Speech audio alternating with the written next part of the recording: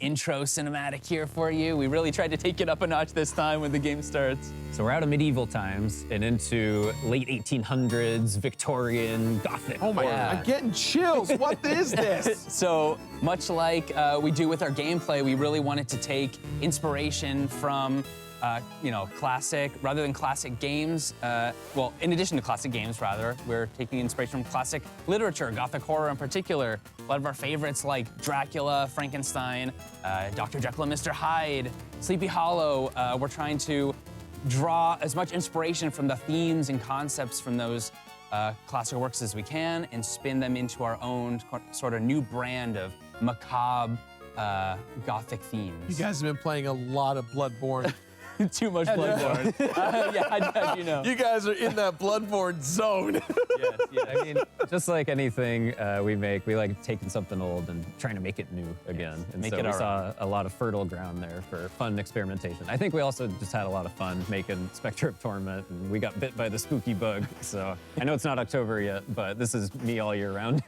Hopefully everyone will play this on Halloween. This is crazy. I mean, the aesthetic from what we've seen so far is supposed to be Game Boy Color.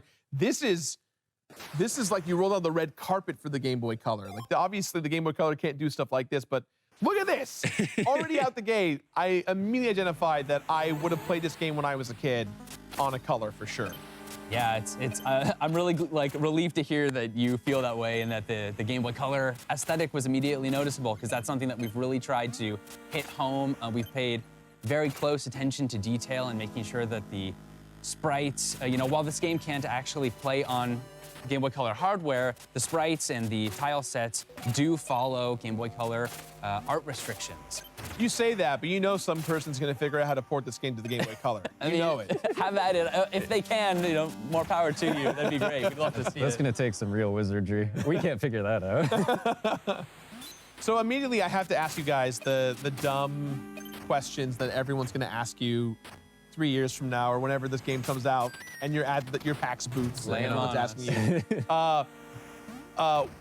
What was your inspiration going into this? What really drove you guys to go in? Obviously we've got Castlevania, a little bit of Mega Man, a lot of Game Boy Color aesthetics. Yeah. Link's Awakening for sure is baked into this, obviously Bloodborne, but how do you guys start something like this? This is such a specific thing that you guys are committed to. I mean, there's so many reasons, right? It all kind of just coalesced and ended up making sense. But we were thinking about Yacht Club being a game or a company that's kind of existed in the 80s, right? And it's like, well, we've been around for a little while. Maybe we're in the 90s now. And we're getting, a little sick of making an NES game. Time to move forward and try something else. Yeah. I mean, portable consoles in general have just always been near and dear to our hearts. We just kind of wanted to, just like Shovel Knight was a love letter to NES games, this is our love letter to Game Boy games and handheld in general. But I love that because there's not a lot of, I've never seen someone do something like this in the essence of like doing a Game Boy Color. It's like, I'm gonna make a game for the N-Gage. You know what I mean? Right. Just do that super well and everyone's gonna go, I never had an N-Gage. But this is obviously way different. This is specifically the color aesthetic and palette of a Game Boy Color. Yeah, I mean, the palette itself is custom. We tried to pull from a lot of our favorite games. So as I mentioned, we're going for a bit of a darker tone than Shovel Knight was, say, for Mina the Hollower. And in trying to do that, we made sure that the palette kind of reflected that feel and can help provide a spooky atmosphere. In addition to Link's Awakening, so Link's Awakening is a big inspiration for the sprites and the characters in the way that they're kind of saturated in vibrant colors, but for the environments and the backgrounds, I'm kind of geeking out here because this is like my area. I worked a lot on the Sandy was working on this 2 days ago. Yeah, but we drew a lot of inspiration from games like Dragon Quest III, Dragon Quest Monsters on Game Boy Color, which had a lot more texture in the backgrounds than, say, Link's Awakening's more geometric, abstract tile art. So trying to add a lot of detail and kind of ground the environments in not a real world per se, but like a more realistic world was really important to us. So there's so much going on, and we obviously only have so much time. I suppose we should talk about some of these mechanics. Right. So tell me, so obviously you have a burrowing mechanic. You've got some kind of whip. Is it a whip? Is it like The Night Star. The Night Star. The Night or Star. what- Yeah, so like any Game Boy game, it's mainly focused on having two primary actions, an attack button and a burrow button, an A button and a B button. Yeah. So if you attack, then you'll do this long wind-up whip attack with a lot of range, but with a lot of vulnerability. We're leaning into, having challenging combat in this game, and so getting all of that really, really shining has been super important for us. And if you hold the other button, you can tap it to jump over small pits or obstacles or enemies. But if you hold it, you'll dive into the ground, and you can use that for all sorts of stuff. Like any primary mechanic, you're gonna become very intimately familiar with burrowing in Mina the Hollower. The burrowing look, it's so simple, but it looks so fun because of the speed. I can't wait to see speedruns of Yeah. people just staying in burrowed form throughout and skipping tiles. Like this I can't wait for you to get your hands on it too. 'Cause Oh. It's got a lot of really fun nuance and momentum, and we, like all of our games, we spend a lot of time getting the control just right. Finessing all of that. Fine sheen. That's one thing I love about your guys' kind of, I don't know if it's your mission statement, but it's what I interpret from you guys as developers is you guys try your best to really hone in on making the experience of playing the game outside of the story, outside of the aesthetic. The gameplay has to be good and fun for anyone. And Yeah. I think that's something you guys nail almost in every game you do. What are some of the challenges kind of going into this with a game like this? Obviously there's nothing like this game, so you have to kind of use your inspirations to create something brand new, right? It's a great point. That was definitely a huge challenge. It's inventing Yes. something new, kind of. I mean, we start with a solid base of like, well, we know we want platforming, we want combat, we want secrets, we want exploration. And then you throw all that in there, you throw all those ingredients into a big soup, and then you taste it, and you're like, oh, we gotta figure out how this is actually gonna We got to balance the soup a little bit. Okay, so what's going on here? What? Okay, what? So A level up system. I'm immediately going, this is giving me Zelda 2 vibes. Hard Zelda 2 vibes. Hard Zelda 2 vibes. Yes, we're huge Zelda 2 fans too, so, as was obvious in Shovel Knight. But yeah, this is our opportunity to bring more RPG elements into our games. We added a leveling system, which we're really excited about. God, I cannot wait to play this. Something I wanted to ask you guys is, I know similar to like how Valve does their business, Valve is the kind of company that, they wrote in their handbook that employees are allowed to just grab their desk and gravitate towards each other and work on any project. That's their game design philosophy. Yeah. And while you guys are very far from that, you guys don't really have a hierarchy of who's in charge of what at Yacht Club. You guys are very much, everyone's kind of in the same playing field. You obviously have your expertises across the medium, but you guys are very much willing to listen to each other and focus on who has the better idea or the vision. How did pitching Mina the Hollower come to fruition? I think we just thought about our strengths a lot, and we thought really hard about what kind of game, we can make, what kind of game we want to make, and what kind of game we think our fans would love to play. Yeah. from us. We did a poll a little while ago, like 4 or 5 years ago. A little while ago in COVID terms. Yeah. Yeah. Essentially saying, hey, like, what do you guys think we should make next? Like some kind of Metroid, some kind of Zelda game. There's some oddball choices in there too, like a land soccer, a pinball game. We'd be excited to do any of those. Surprise, surprise! A lot of people wanted us to tip our hat towards making a game like this, a big, bigger scope, but still contained kind of exploration-focused top-down game. Yeah. So here it is. Yeah, I mean, and to touch more on your point too, Gerard, this game has the DNA of every Yacht Club team member woven into it. I mean, it wouldn't be the same without everyone's involvement.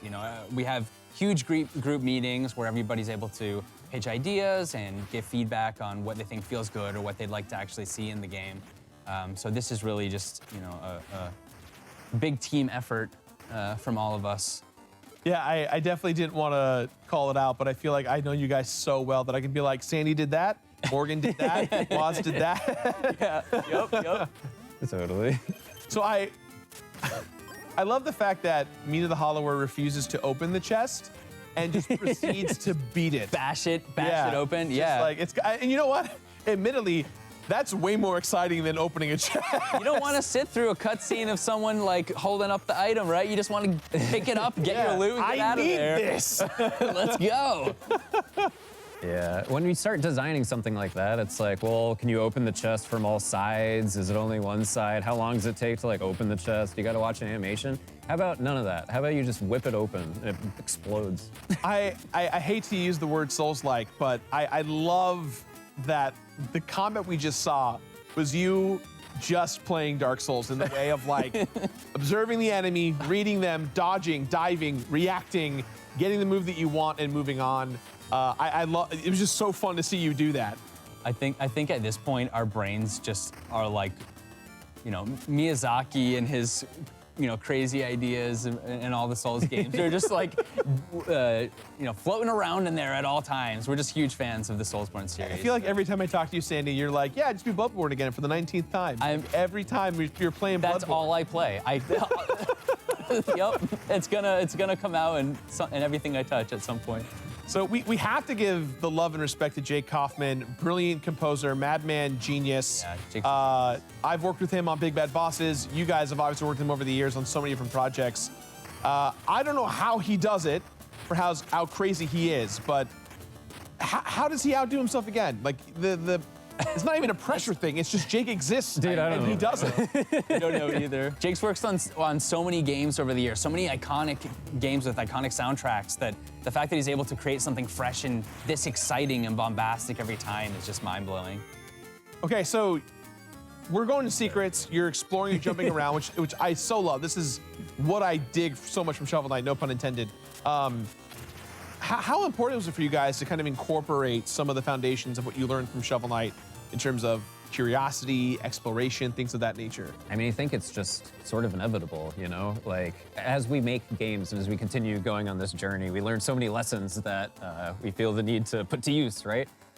This game has like a lot of equipable items and trinkets, right? And when we were making the custom Knight amiibo functionality for Shovel Knight, we cut our teeth on, making a wide array of items. When we were working on, let's say, like the world map of King of Cards, right? We got a little taste of like making a more open-ended game structurally. Yeah. So it all kind of just, I don't know, it all comes to fruition in its own magical and beautiful way, and to make something totally unique.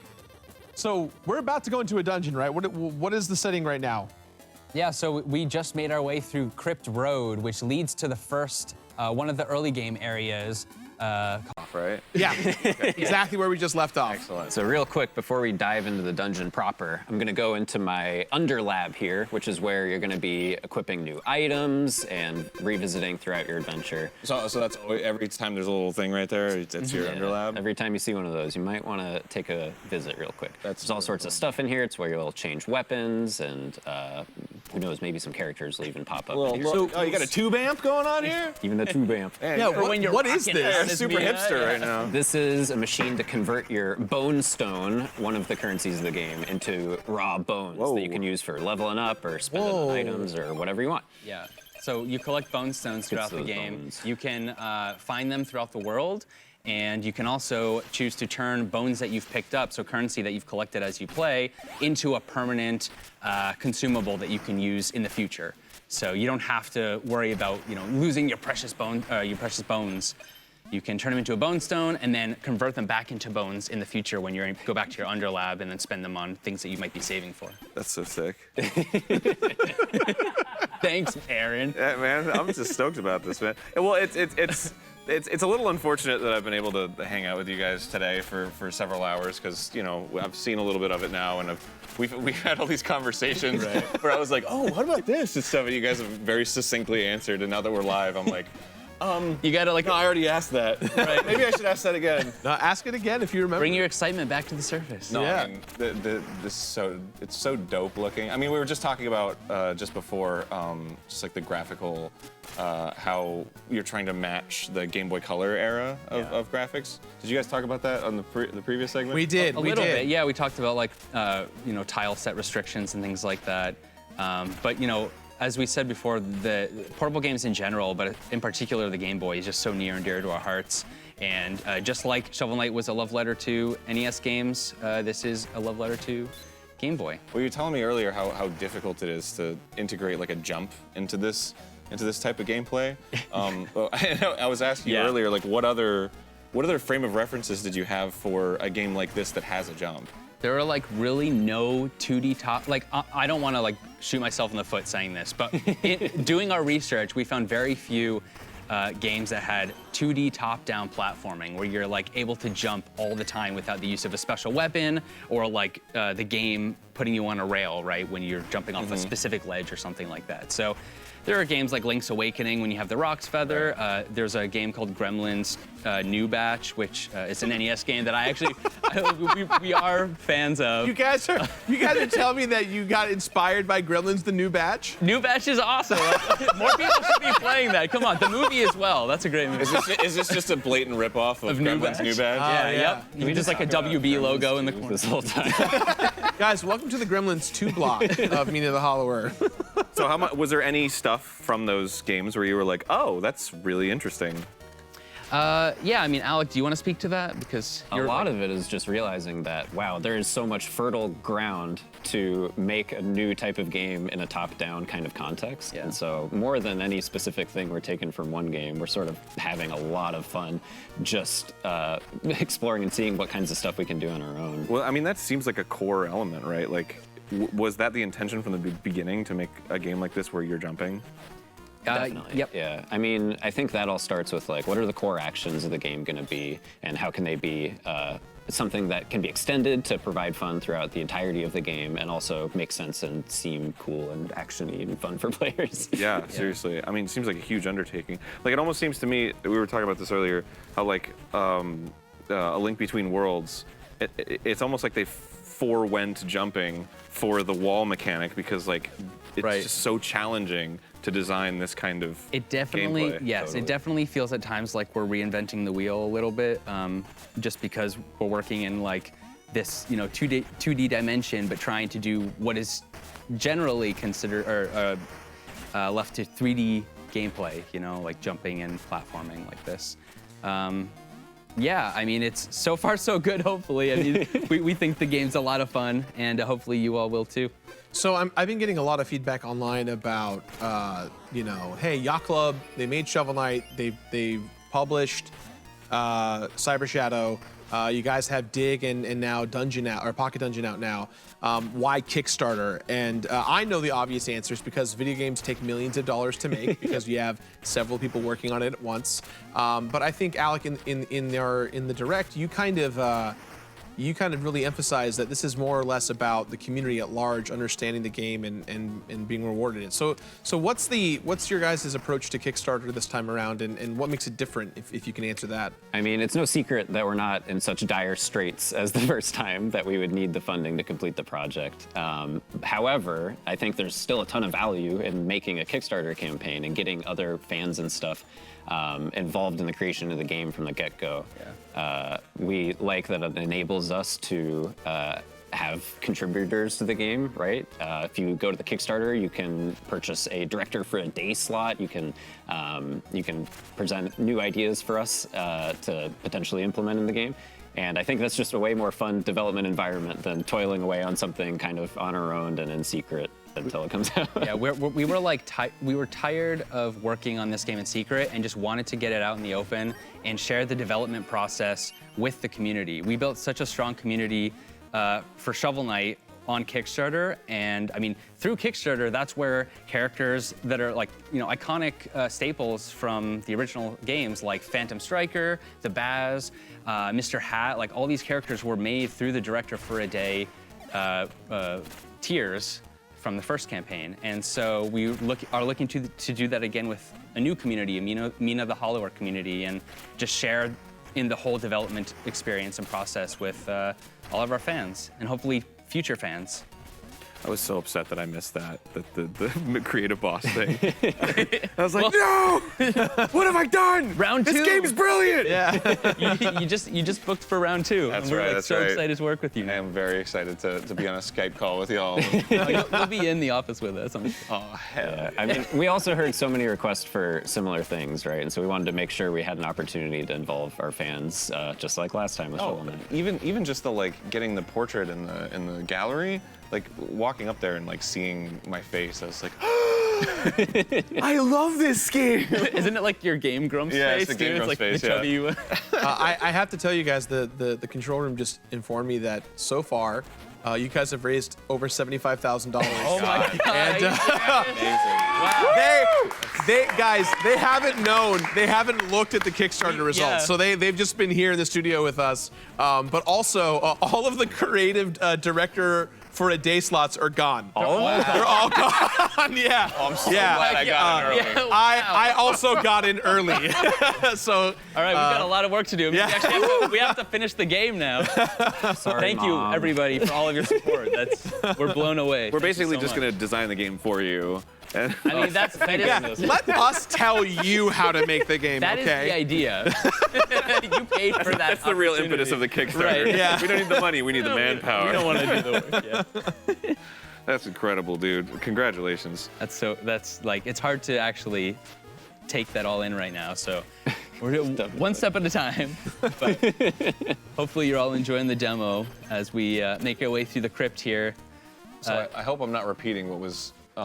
No, repeat it, man. spoken People are earlier. coming and going all the time, so Yeah. don't even worry Okay, about it. So I'm curious. We were talking about jumping. There's also the like ground element. Yeah. So was that like something that you came up with later, or was it also part of the core? That was part of like, how do we make the jumping more than just a jump and give it nuance that's available for all sorts of gameplay fun outside of just platforming, right? Right. If it's something that you can use to dodge enemies, or if you burrow underneath items and pick them up, then suddenly we have a mechanic that can be extended in, Okay. hundreds of ways, and we can make a whole game about it.